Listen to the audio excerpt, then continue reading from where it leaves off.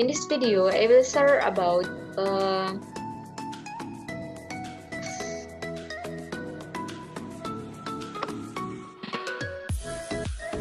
Assalamualaikum warahmatullahi wabarakatuh. My name is Nora Risanti Dewi, student ID number 18053063. In this video, I will presentation a journal entitled Regional Social Capital, Embeddedness, Innovation Network, and Regional Economic Development. The first stating the case. ECONOMIEC is a science that, among others, aims to explain how economic activities contribute to the creation of wealth or prosperity. Economics is capable of explaining and predicting much of the behavior of individual companies, and it understands how individual companies created added value in terms of profit and jobs. Economics also understands that its added value of companies contributes of economic development on the level of nation or regions. But it is underdeveloped when it comes to explain why and how. In fact, one of the most renowned economists of our time, Paul Krugman, has argued that economics is marked by a startling crudeness in the way it thinks about individuals and their motivation. Economists are not seriously interested in how people actually think or feel.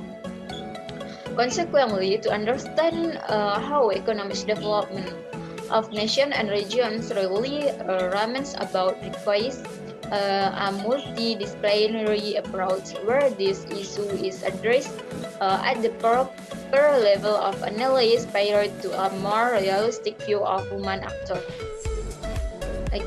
Second, tangible, intangible, and regional development. As argued, the traditional view holds that technology contributes to innovation. Innovation contribution to firm competitiveness, and competitive firms contribute to regional economic development. To some extent, this is true, but it ignores regional process and conditions that affect company performance and the extent in which company performance contributes to prosperity. Exactly, those process and conditions are key in explaining region difference in prosperity. In today, knowledge beside economy, technology may no longer have the decisive competitive impact that it had in the industrial economy of the mid-20th century. Consumers are not interested in technology as such. They are interested in product and service that make their life more comfortable and that connect to the value, passion, and lifestyle that they carry. Company may have the best technology in the world. If they cannot connect to this intangible of customer, they will miss the bus. From the mid-1990 onward, European regional policies more explicitly focused furthering the competitiveness of regional firms through innovation. The policy, the policy has achieved some remarkable results with regard to strengthening the competitiveness of regional firms. However, the gap between the least favored regions on the one hand and the developed regions on the other hand remained largely unaffected. Clearly, intangible regions factor must be considered more prominently in the explanation of region economic development. Regional economic development is the outcome of an interaction between, on the one hand, innovation in regional network and, on the other hand, the tangible and intangible asset of a region. In reality, not all networks that contribute to regional prosperity are regional networks, and not all regional networks exist of exclusively regional partners. Lingually, regional networks to global partners might give a network access to value resources as knowledge and market opportunities. The point is there must be regional network fees. The tangible and intangible asset differ to rapidly relate to the regional milieu and the degree in which this is conducive to innovation. The tangible asset pertain to, for example, the availability of technology and other knowledge, to the number and types of companies that are present in a region, and to the education level of the regional labor force. With regard to innovation, this asset may be considered the basic building block. So is the education level of the labor force. It is the human capital of a region, and human capital is one of the key factors of production in today's knowledge-based economy. The type and number of companies is relevant for innovation. Some sector growth in the manufacturing and service industries are more innovative than others. Moreover, a mixture of large and small companies also favor innovation. Regions that lag behind on the tangible asset almost invariably have lower level of prosperity than regions where these assets are in ample supply. Consequently, other factors that intangible regions assets seem to play a crucial role in deciding to what extent the intangible asset contribute to economic development. Several intangible assets can be divided such as social organization, laws and norms, or institution. Other intangibles might include cultural and social proximity of actor. The function of the intangible asset is that they facilitate cooperative, for example, in innovation network. Between partners, collaboration for mutual benefit between companies, the relation between them above merge both transaction on the market, and consequently, this relation develop a social dimension in additional to their economic dimension.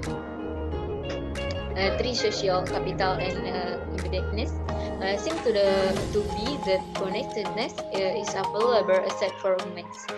Since economic activities to have a social dimension, in particular in the case of economic networks, connectedness and the social capital, the result from it is important in economic activities. Economic and social interaction are seen as extended relation wherein individuals seek to optimize their own interests, sometimes on the expense of others. After all, from the perspective of the individual, so opportunities may be the outcome of our relation choice. The embeddedness theory of social capital sees human behavior as one level of analysis and social capital as another level. Social capital is a characteristic of relation and of society or group of people.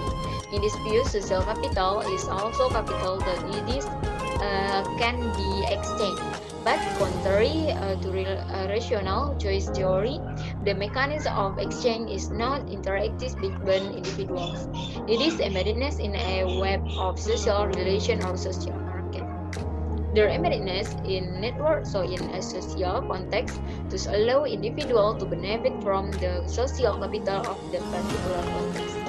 Many business networks are regional networks that their members are located in the same region.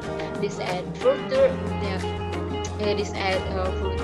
evidence to the case for regional social capital. Okay, forecast to the stimulus cluster camp.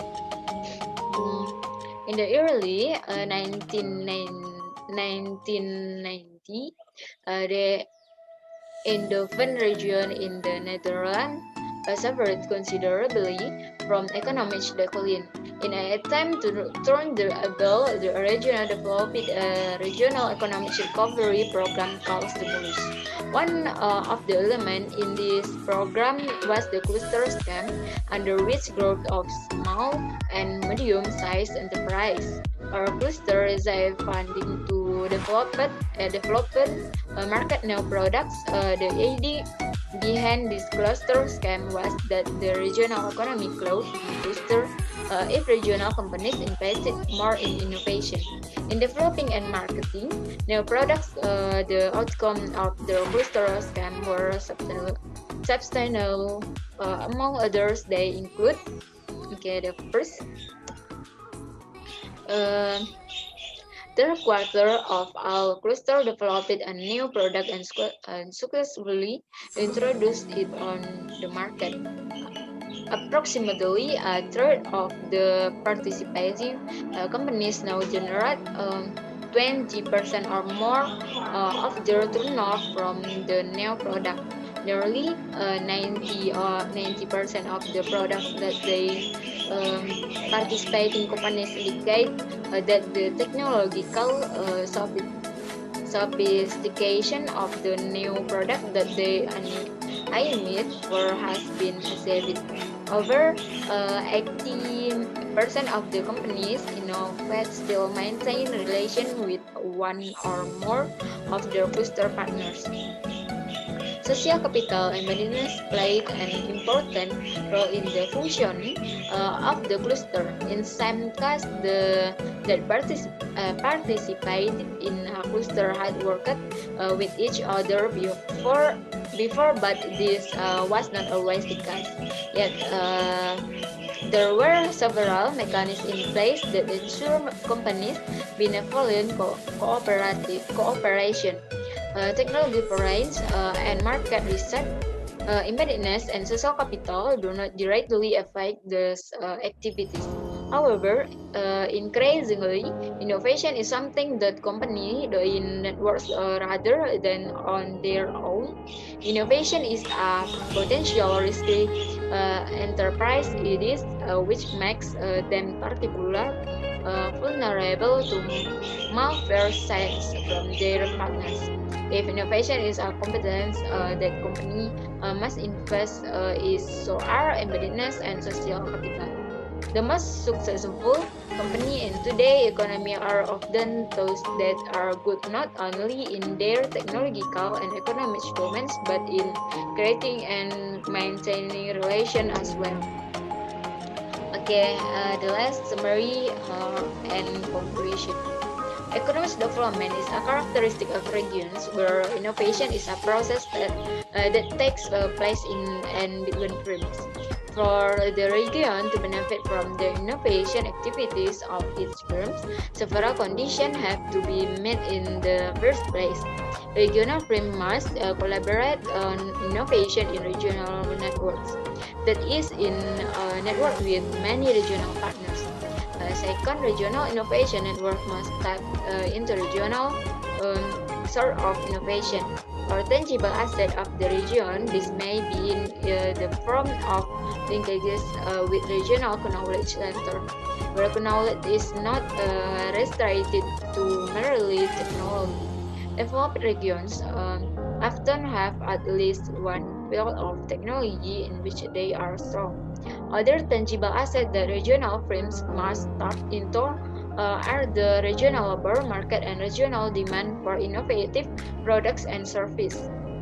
If regional custom and client are very demanding, this will trigger firms to be innovative. But just how effective regional innovation networks are in turning the tangible asset into economic development depends on the region's intangible asset, its social capital. To large extent, innovation is a process of collaboration for mutual benefit.